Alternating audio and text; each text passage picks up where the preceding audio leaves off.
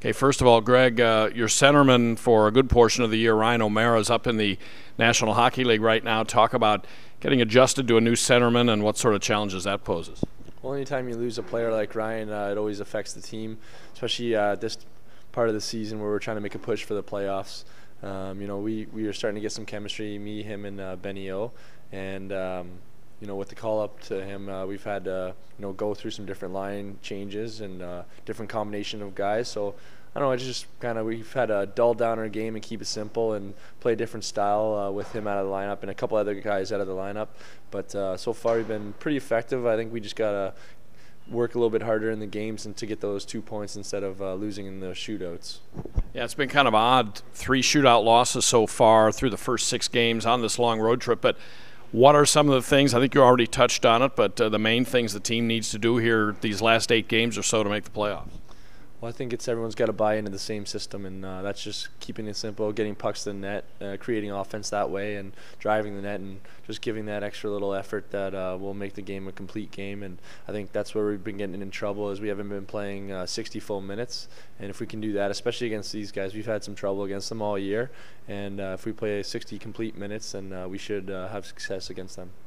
Finally, when you look at your career record, you see those games you played with the Montreal Canadiens when you were in their organization, and for yourself, a kid growing up in Canada, what was it like to get the chance to wear that sweater in an NHL game? Oh, it was a dream come true, and especially in Montreal. That was my dad's favorite team growing up and my favorite team growing up. So to finally play, even one game there against the Leafs, especially hockey night in Canada back home, it was something special, and it's something that I'll never forget and never take for granted because I was given that opportunity, and I appreciate it. I'm kind of curious what it's like from a player's perspective to be in that environment where there's so much media and so much attention from the fans and everybody else on the game. I mean, is it just when you're with the Canadiens or even with their AHL affiliate, I mean, is it just kind of ever-present and is it kind of overwhelming at all?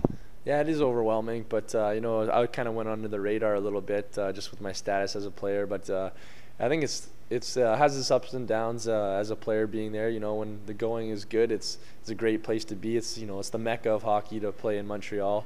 But when it's bad, it's really bad because the media is all over you every day. Every little minute mistake that you make is analyzed by so many media personnel every day that it can get to people, and I think you see that a lot. Some players fade away in Montreal because of that. It's tough to handle the media pressure and all that stuff that goes along with playing in Montreal.